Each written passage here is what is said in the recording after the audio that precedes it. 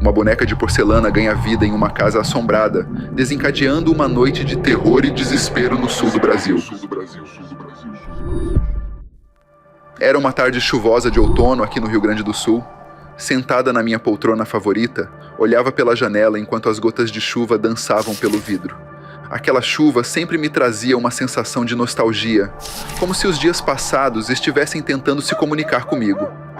Meu olhar foi atraído para a estante no canto da sala, onde repousava uma velha boneca de porcelana.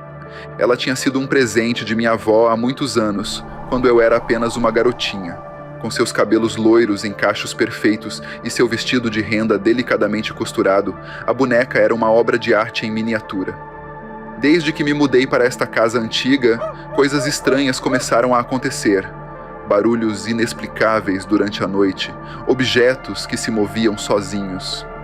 E sempre que eu olhava para aquela boneca, tinha a sensação de que seus olhos de vidro me observavam. Naquela tarde, porém, algo incomum aconteceu. Enquanto eu estava perdida em meus pensamentos, percebi um movimento no canto do meu olho.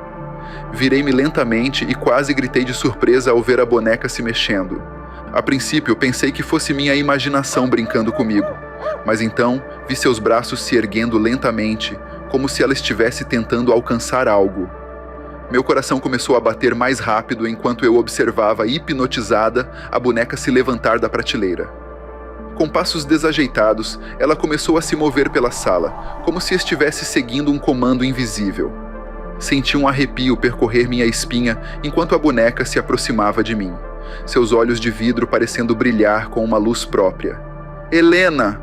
Uma voz sussurrou em minha mente, fazendo-me estremecer.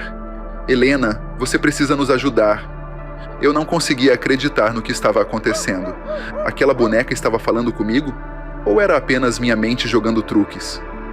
Mas então, com um gesto delicado, a boneca estendeu a mão em minha direção, como se estivesse me pedindo ajuda. E naquele momento, eu soube que minha vida nunca mais seria a mesma. Depois daquele episódio assustador, a boneca voltou à sua imobilidade na estante, como se nada tivesse acontecido.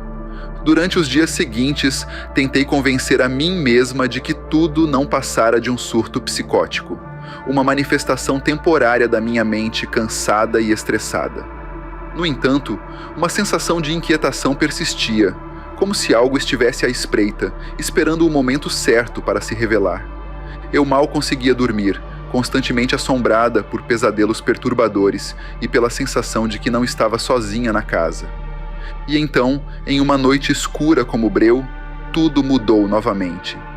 Eram 2 horas da madrugada quando acordei com sede, minha boca seca como o deserto. Levantei-me devagar, tentando não acordar completamente, e me dirigi à cozinha em busca de água.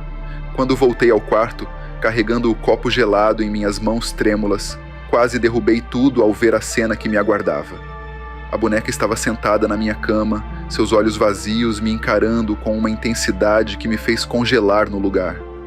Um arrepio percorreu minha espinha enquanto eu tentava processar o que estava acontecendo. Como ela tinha chegado ali? Quem a colocou ali? Ou seria possível? Ela se movimentou sozinha novamente. Meus pensamentos foram interrompidos pelo som de uma risada baixa e sinistra, que parecia ecoar das próprias paredes do quarto. Meu coração batia descompassado enquanto eu olhava em volta, procurando pela fonte daquela risada macabra. Foi então que percebi que não estava mais sozinha naquele quarto. Algo se movia nas sombras, algo que não pertencia a este mundo. Um grito preso na minha garganta enquanto eu tentava recuar, mas meus pés pareciam estar pregados no chão. A criatura se aproximava lentamente, sua forma distorcida contorcendo-se de maneiras impossíveis. Eu sabia que tinha que fugir, que tinha que escapar dali antes que fosse tarde demais, mas o medo me paralisava, me prendendo em um pesadelo do qual eu não conseguia acordar. O vulto se movia com uma graça sinistra, suas formas distorcidas dançando nas sombras como se estivesse em um ritual macabro. Seus olhos brilhavam com uma luz maligna, fixos em mim como se eu fosse sua presa. Tentei gritar, mas minha voz se prendeu na garganta enquanto o medo me dominava. Minha mente estava em branco, incapaz de formular um plano de fuga diante daquela ameaça sobrenatural. Foi então que percebi que a boneca não estava ali por acaso. Ela era apenas um peão nas mãos da verdadeira entidade que habitava aquela casa, uma marionete nas mãos de um mestre sombrio. Com um gesto imperceptível, o vulto fez com que a boneca se levantasse da cama e se aproximasse de mim, seus olhos vazios fixos em minha direção. Uma sensação de desespero me invadiu enquanto eu observava a boneca se aproximar, seus movimentos desajeitados parecendo estranhamente controlados. "O que você quer de mim?" Minha voz saiu como um sussurro, mal audível no silêncio opressivo do quarto. O vulto não respondeu, mas sua presença era suficiente para me deixar paralisada de terror. Eu sabia que precisava encontrar uma maneira de escapar daquele pesadelo, mas como? E o que aquela entidade queria de mim? Com um esforço sobre-humano, forcei minhas pernas a se moverem, recuando em direção à porta do quarto. Mas antes que eu pudesse alcançá-la, a boneca se interpôs em meu caminho, seus olhos vazios me encarando com uma intensidade perturbadora. Um calafrio percorreu minha espinha enquanto eu encarava a boneca, sabendo que estava encurralada. Eu precisava encontrar uma maneira de quebrar o controle que aquela entidade tinha sobre mim antes que fosse tarde demais. Com um último suspiro de coragem, eu me preparei para enfrentar o desconhecido que se escondia nas sombras daquela casa assombrada. Com o coração batendo descontroladamente, eu sabia que não havia mais para onde correr. O vulto se aproximava lentamente, sua presença sufocante envolvendo-me em um abraço gélido. Então, num ato de desespero, agarrei a boneca e corri em direção à lareira na sala de estar. O vulto me seguiu com uma risada maligna, suas garras afiadas estendidas em minha direção. Com mãos trêmulas, joguei a boneca no fogo, observando enquanto as chamas crepitavam e consumiam a figura inanimada. Um grito estridente ecoou pela casa, uma mistura de agonia e raiva, enquanto o vulto se contorcia em agonia. Por um momento, pensei que tinha conseguido me livrar daquela presença maligna. Mas então, uma onda de dor intensa me atingiu, como se 1000 agulhas estivessem perfurando minha mente. Eu gritei de dor, caindo de joelhos no chão frio da sala. As paredes pareciam se contorcer ao meu redor, os móveis se movendo como se tivessem vida própria. O vulto estava enfraquecido, mas ainda estava lá, sua presença opressiva me esmagando como uma avalanche. Eu sabia o que precisava fazer.